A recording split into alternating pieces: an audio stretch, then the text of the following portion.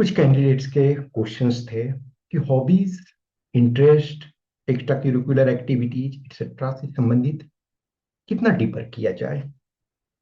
कुछ ऐसे कैंडिडेट्स हैं जिन्होंने कहा कि सर हमने लिख तो दिया लेकिन रेगुलर हम नहीं है उस चीज से। सपोज करो कि किसी ने बैडमिंटन खेलना लिखा, क्रिकेट खेलना लिखा, लेकिन फिर है कि सर अपॉर्चुनिटी उतनी नहीं मिल पाती है। अब जैसे क्रिकेट है, हर जगह नहीं मिल पाता है मौका। बैडमिंटन आपने लिखा लेकिन आपको मौका नहीं मिल पा रहा है। तो इसमें हम कितना डिटेल करें? देखो, हमेशा जो भी चीजों को लिखे हो आपने डीएफ में, उसको प्रिपेयर करो। प्रिपेयर बेसिक चीजों को करो। अब जैसे जस्ट इमेजिन करो कि बैडमिंटन आपने लिखा। क्या पॉसिबल है कि आप बैडमिंटन के संबंध में हर चीज जान सकते हो? नहीं। लेकिन बैडमिंटन के कुछ रैकेट के बारे में जानो, कुछ अच्छे स्पोर्ट्स पर्सन के बारे में जानो, कुछ प्लेयर्स के बारे में जानो जिन्होंने इंडिया के लिए बहुत अच्छा किया। वर्ल्ड के जो बेस्ट टूर्नामेंट होते हैं उसके बारे में जानो। इंडिया के कुछ पर्सन हैं जिन्होंने मेडल जीता हो, या इंडिया में बैडमिंटन के क्या स्कोप है। एक अच्छा बैडमिंटन का रैकेट में क्या होना चाहिए, क्या देख करके आप परचेज करते हो। बैडमिंटन का जो कोर्ट होता है इंटरनेशनल स्टैंडर्ड का, वो क्या उसका साइज होता है, नेट की हाइट कितनी होती है, अच्छे बैडमिंटन प्लेयर में क्या क्या कुछ होने चाहिए। इन चीजों को कब खेलते हो, कब से आपने खेलना स्टार्ट किया, क्या आपने जैसे किसी ने डिस्ट्रिक्ट लेवल पर तक खेला या कोई है कि जस्ट हॉबी के लिए खेल रहे हो, तो उस ढंग से चीजों को आपको करना है। अब जैसे मान के चलो कुछ ऐसे लोग हैं जो वॉचिंग मूवी लिखते हैं, कुछ लोग ओपिनियन लिख देते हैं, रीडिंग बुक्स। अब रीडिंग बुक्स में क्या है कि अब ये बोलोगे कि सर मैं जो सिलेबस है उसके बुक्स पढ़ता हूँ।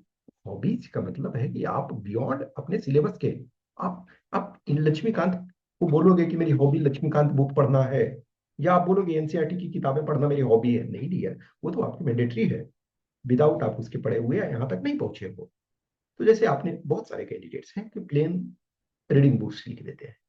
तो रीडिंग बुक्स में आपको अपना डायमेंशन क्लासिफाई करना है कि हम किस डायमेंशन के रीड बुक को रीड करते हैं।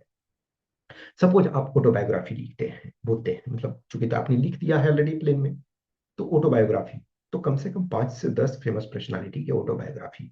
जब भी आप ऑटोबायोग्राफी सपोज करते हो तो आप महात्मा गांधी का माई एक्सपेरिमेंट विद ट्रूथ कोशिश करो कि उसको ऐड करने का। लेकिन ऐड करने का मतलब है कि आप उसके बारे में जानो।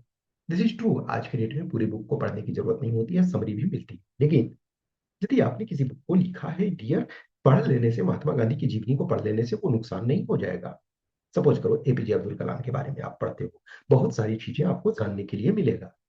आप किसी और पर्सन के फेमस पर्सनालिटी का बायोग्राफी पढ़ते हो, ऑटोबायोग्राफी पढ़ते हो, नेहरू जी के बारे में पढ़ते हो, या दुनिया के अदर पार्ट से जैसे बराक ओबामा के बारे में आप पढ़ते हो और विनफ्रे के बारे में पढ़ते हो, या जैसे अदर जो नोबेल लॉरिएट सपोज लिटरेचर में कुछ रह चुके हैं, आप रोमेन रोलैंड के बारे में पढ़ते हो, या रुडियार्ड किपलिंग के बारे में पढ़ते हो, या आप n number of person plus, जैसे सपोज करो किसी को एक्सटर्नल अफेयर्स के बारे में पढ़ना है, तो आप एक्सटर्नल अफेयर्स के 4-5 बुक के बारे में जानो। लेटेस्ट अभी जैसे एस जयशंकर जी जो बुक लिखे हैं, हमारे एक्सटर्नल अफेयर्स मिनिस्टर, भाई भारत मैटर्स हुए, शशि थरूर जी की बुक पढ़ो।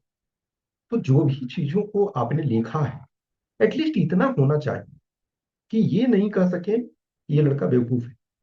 देखो, अब धीरे धीरे टाइम आपका कम होता जा रहा है, लेकिन जिस समय से आपको रिटेन आप क्वालिफाई किए, फिजिकल मेडिकल जब क्वालिफाई हुए, अब ये लगा कि इंटरव्यू में हमको अपियर होना है, तब से तो अभी आपका बहुत एक तरह से टाइम मिला था, लेकिन अब धीरे धीरे टाइम को आपने यूटिलाइज नहीं किया। मैं बहुत सारे कैंडिडेट्स को देख रहा हूँ, देखता हूँ, रेगुलर रूप से जुड़े हुए रहते हैं, लेकिन बहुत सारे हैं अच्छा एक बार कुछ पूछा फिर उसके बाद पड़े रहते हैं।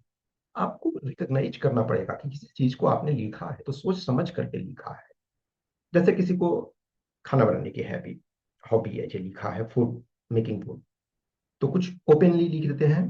तो उसमें आपको आइडेंटिफाई करना पड़ेगा कि यस किस टाइप के, south Indian, north Indian, Chinese, whatsoever.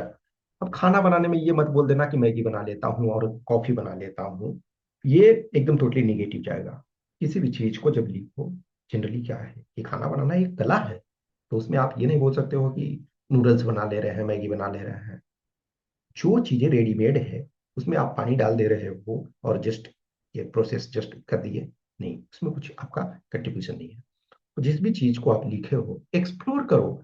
Curiosity आपका ऑलरेडी जगना चाहिए।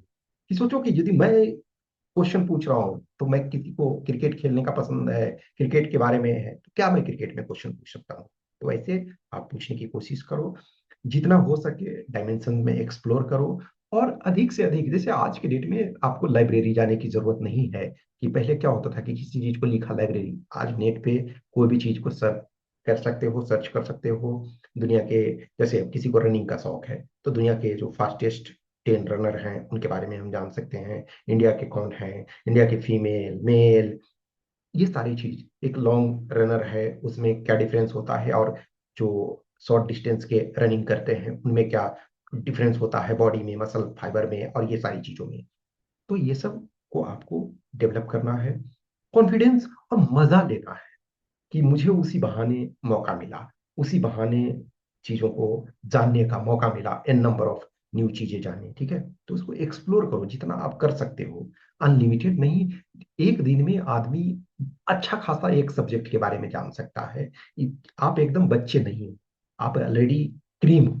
तो उस आधार पे चीजों को करो, ठीक है। कुछ भी क्वेश्चन क्यूरी रहता है तो बताओ, यू आर ऑलवेज वेलकम।